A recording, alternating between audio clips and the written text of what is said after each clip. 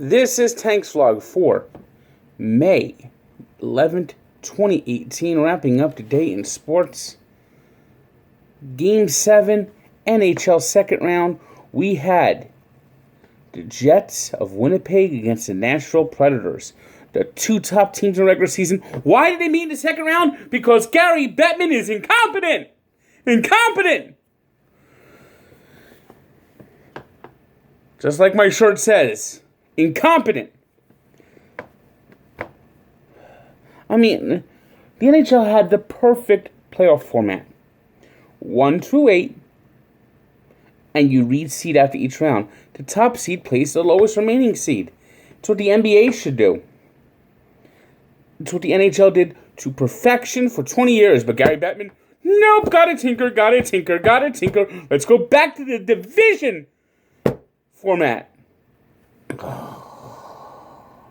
So we have what is a marquee matchup in the second round of playoffs instead of being in a conference final or a Stanley Cup final.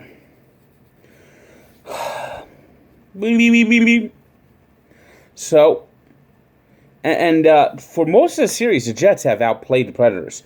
President's Trophy, it's a curse. The curse is real. Only one out of the last 9 President's Trophy champions have won the Stanley Cup, and that was the 2015 Chicago Blackhawks. So, the Predators had that against them. After being thoroughly outplayed through most of the series, the Predators put their best performance winning Game 6 in Winnipeg, 4-0. But tonight was not meant to be. As the Jets controlled the game the entire way, Pekka Rinne, who struggled throughout the season, throughout the playoffs, was chased again. Paul Stastny, who was the big pickup for the Jets at the trade deadline. I mean, they got him and they finished the season very strong, got the second best record in the NHL. And Stastny scored twice, added an assist as the Jets won 5-1 and will now face the Vegas Golden Knights. Both these teams had something in common. They had never won a playoff game coming into the season. Of course, the Knights are an expansion team. It's a miracle that they even got this far. And the Jets only made the playoffs twice. This is going back to their days at the Atlanta Thrashers, when they were swept in their only playoff appearance in Atlanta in 2007 by the Rangers. And ironically, 2015, the Jets made the playoffs, were swept by the Ducks. So now it's Jets versus Knights. And of course, the conference finals begin today with the Washington Capitals facing the Tampa Bay Lightning in the Eastern Conference Finals. Now, I've made predictions for both teams. I like the Golden Knights against the Jets because I'm going to ride the hot goalie. And nobody is hotter right now than Marc-Andre Fleury, who's just been unconscious in the playoffs. And a goal against average that's microscopic with 4 shutouts. I think it's going to be a 6-game series. You can check out my full pick down there. As for the East, after the Capitals beat the Lightning, the biggest sigh of relief was on Oliver Ovechkin's face. Now, he's had a lot of postseason failures, but now he's made a conference final. The one thing that I thought was just atrocious that he never made. What can happen now is he might play freer, he might play more relaxed, and that could create a situation where he has a monster. And I'm talking a monster series. If the Capitals are going to win, they're going to need Alex Ovechkin to be at the top of his game to carry the load. Because the Lightning are deeper. They're more well-balanced. They got goal scoring. They got a defenseman that could win Norris Trophy. They got one of the top goalies in Andrei Vasilevsky. Victor Hedman is going to win the Norris Trophy, I believe. And you got Nikita Kucherov, who's a 100-point scorer. The Lightning, when they are at their top of their game, are the best team in the NHL. That's why they took the Devils down to 5 games. That's why they took the Bruins down to 5 games. But this is going to be a tough one. I'm saying Lightning in 7. So there's your conference final picks, you can check out down below. As always, when I do my conference finals preview, and I'll be doing an NBA conference final preview tomorrow. Baseball. Well, the Red Sox had to take one in the Bronx, and they did it. Now, the Yankees once again continue battling back, down 4-0 after a thunderstorm. CC Sabathia came out of the game and against the bullpen scored 4 runs in the 7th. But J.D. Martinez, with a little poke job right into the short porch just over the glove of Aaron Judge, gave the Red Sox the lead back as they went on to win 5-4. Mets are off. Thank God. We all needed a mental health day from the Mets as they get ready to go to Philadelphia and get hammered.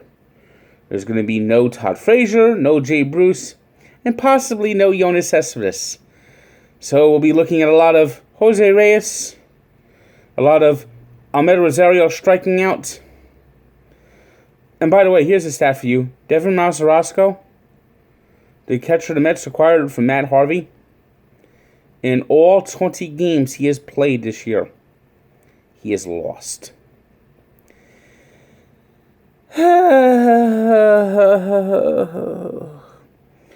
Look for that to continue.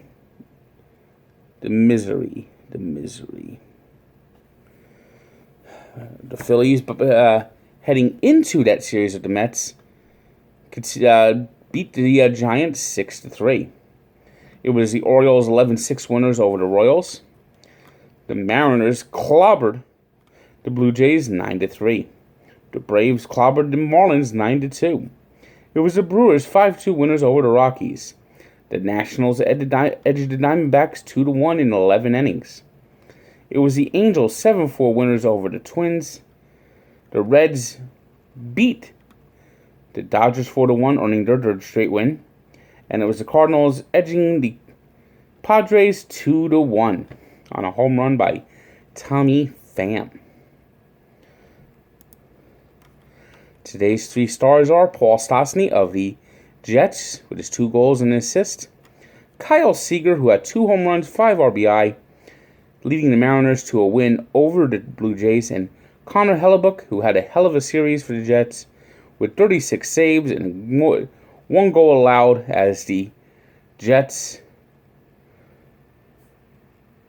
impeached the President's Trophy champion Nashville Predators, blocking their hopes of a second straight trip to the Stanley Cup Final. Today's birthday shutout is a pair of Heisman winners. We had Matt Leinart turning 35 and Cam Newton turning 29. Matt Leinart, of course, was a big bust in the NFL, but Cam Newton's won an MVP, a Rookie of the Year. And even though sometimes he might struggle, I think he is a solid starter. And he gets the Panthers close to the playoffs every year. So you can't say that. A lot of people can't say that. But Cam Newton turns 29. And we take a look back to 1977 when Ted Turner, who, by the way, was the founder of the Atlanta Thrashers, who are now the Winnipeg Jets, stepped out of the owner's box to manage the Atlanta Braves. They were in the midst of a 17-game losing streak. The loss to that game to the Pirates was their 17th straight loss. And it was a 2-1 loss. So check out the full story of Barstool Sports and Sports Encyclopedia where sports history lives. And if you like this shirt, it supports my podcast. Allow me to be frank. Buy this shirt. Buy this shirt. You see, you want this.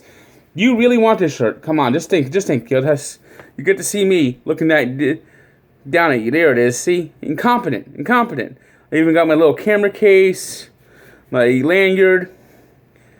It's perfect. Buy my shirt. Good day.